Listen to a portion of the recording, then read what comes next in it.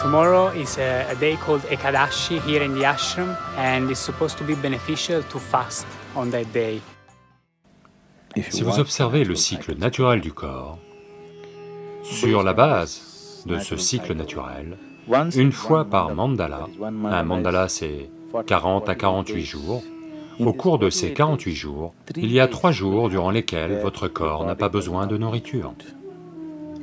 Si la conscience pour savoir quels sont ces jours n'est pas présente, en Inde ils ont fixé ce qu'on appelle Ekadashi, c'est-à-dire que 4 jours avant la pleine lune, 4 jours avant la nouvelle lune, les gens ne mangent pas.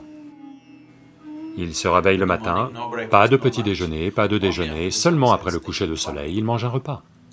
C'est juste pour permettre au système de se réaligner. Si vous lui donnez cette pause, c'est très bon pour votre santé et pour la façon dont votre corps fonctionne.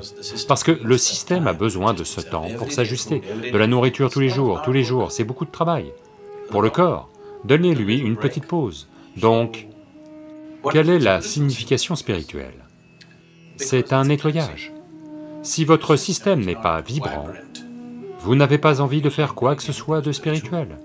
Vous vous sentez léthargique. Pour un méditant, le pire ennemi est le sommeil.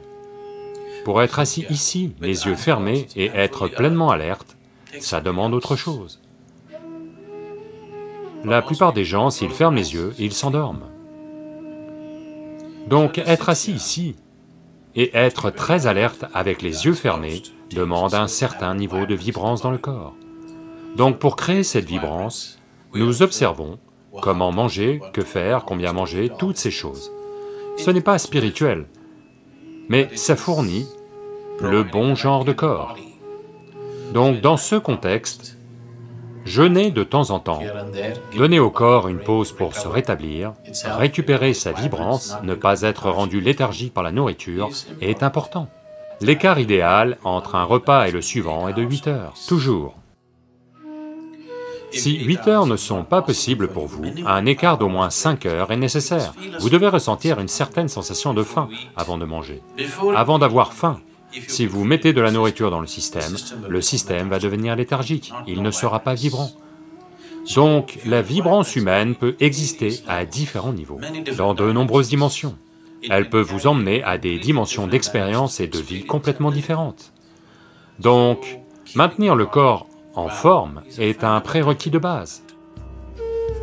Somehow on this day, I feel that the need for food is not as much as it is on other days. So reducing the food intake definitely helps to clean the system, and it also gives rest to the digestive system.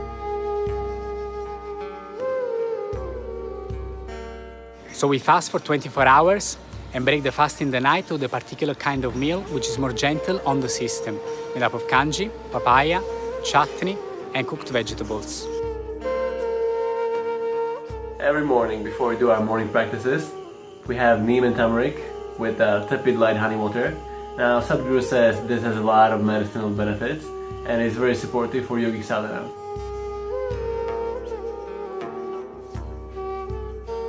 Tout ce que vous empruntez à la planète va causer un certain niveau d'inertie dans le système.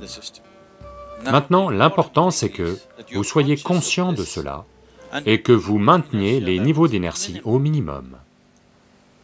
La raison pour laquelle, pour voir si votre sadhana fonctionne ou non, on regarde toujours votre quantité de sommeil et votre vivacité, c'est parce qu'on teste l'inertie. Quelle quantité d'inertie générez-vous? Si vous générez trop d'inertie, de toute évidence, vous devez y faire quelque chose. Donc, les niveaux d'inertie vont augmenter. Si le corps ne permet pas à une certaine quantité d'énergie d'entrer au niveau cellulaire. Pour qu'elle entre au niveau cellulaire, le neem et le curcuma combinés sont un formidable... C'est comme un dilateur.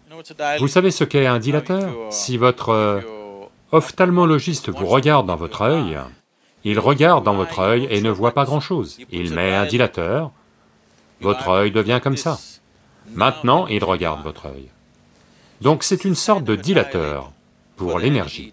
ça dilate le corps de telle manière que ça permet à l'énergie d'entrer et de remplir chaque cavité du corps. C'est important. Autrement, si vous faites beaucoup de sadhana, pas juste. Le neem et le curcuma ne sont pas tout, ce sont des aides physiques. La sadhana en elle-même le fait. Le neem et le curcuma sont de bonnes aides parce qu'ils dilatent la structure cellulaire, de telle façon qu'elle est capable d'absorber. Pendant que vous faites vos asanas, le corps va simplement crépiter avec un autre genre d'énergie. Donc consommer du neem et du curcuma avec de l'eau et du miel légèrement mélangé fait des merveilles pour nettoyer le système en dilatant le système. Quand vous faites la sadhana, une chose c'est que ça assouplit les muscles, une autre chose, c'est comme la dilatation assouplit les muscles, cette souplesse, en conséquence, devient un moyen de progressivement faire du système une possibilité plus puissante. Donc prendre soin de son alimentation et de quelques autres choses est important, aussi important que la sadhana. Être discipliné avec votre nourriture, ce que vous faites entrer dans le système, est aussi important que faire la sadhana. L'idée c'est que, si vous prenez cette combinaison neem-curcuma tôt le matin et buvez quelque chose de chaud, cela nettoie l'estomac de manière importante. S'il y a des infections mineures dans votre estomac, elles vont disparaître, et ça tue aussi les cellules cancéreuses du corps. Quand je dis cellules cancéreuses, ce n'est pas que vous deviez, vous savez, être diagnostiqué d'un cancer. Tous nos corps ont des cellules cancéreuses. Ce n'est que lorsque ce pourcentage de cellules cancéreuses dépasse un certain niveau que cela devient une maladie. Autrement, chacun de nos corps a des cellules cancéreuses, et c'est leur nombre qui détermine notre état de santé de bien des façons.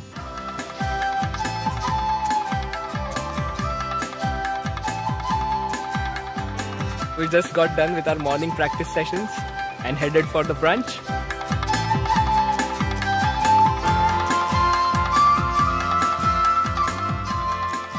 The way that we sit in the hall is we sit cross-legged and we eat with our hands. By eating with the hands, you really create that connection with your food before it even goes into your mouth. Another aspect of how we eat in the hall is we eat in silence. It really helps you be more conscious and aware. And why this is important is because I've become more aware of how my body is while I'm eating. In situations back at home or watching TV while eating, you put your hand into the bag of chips and all of a sudden there's no more chips left. But when you eat this way, consciously, you can better feel the sensations in your body and to know when to stop. Here at the ashram we have 2 meals a day. After introducing this diet, I've seen some changes in the way I do my practices. My sleep quota has gone down quite significantly. The Sadhguru says there should be at least 8 hours gap between the first and second meal. I can definitely see that it has worked. Donc si vous espacez la nourriture entre un repas et le suivant, s'il y a un écart de 6 à 8 heures sans manger quoi que ce soit entre les deux, la plupart de vos cellules cancéreuses vont mourir. Malgré tout, si certaines d'entre elles sont résistantes et ne s'en vont pas, c'est pour ça que 2 fois par mois, il y a Ekadashi pour vous. Maintenant, de très grandes études ont été faites et elles disent toutes la même chose. Si vous jeûnez juste pendant un certain temps, jeûner ne veut pas dire 8 jours, 15 jours, et vous tuez. Non. Simplement, vous mangez votre repas ce soir, le prochain repas n'est que demain soir. Si vous créez cet espace, la plupart des cellules cancéreuses sont neutralisées. Vont-elles toutes disparaître? Non, certaines d'entre elles savent se dissimuler. Mais elles ne pourront jamais augmenter en nombre et se regrouper en un seul endroit pour créer une maladie. It's not just about the type of food and how many times we have food, but it is also about the healing and cooling properties of the food. It changes accordingly to the weather. Everything is put together to create the right kind of balance. During the training in the afternoon, we are also taking a soup. L'après-midi, ils vont vous donner ce qu'on appelle ici koulou, et que les Anglais arrivés ici ont appelé horsegram. Donc dans l'après-midi, ils vont vous donner une soupe de kulsi. Vous buvez la soupe de kulsi, et le kulsi est, parmi les lentilles, c'est la lentille la plus riche en protéines de la planète. C'est très énergétique. Donc c'est pour ça que les chevaux de course sont nourris avec ce haricot qu'on appelle haricot de kulsi. Ça va augmenter la chaleur dans le corps. For my experience of taking this during this training, I would say that I never get sick like fever, cold. I can better tell what my body needs. Sometimes I feel like eating more raw food. Depending on how much energy I've exerted, I'm able to tell better because I'm eating in this conscious manner. I've definitely never enjoyed eating food this much. It's definitely a different way of eating.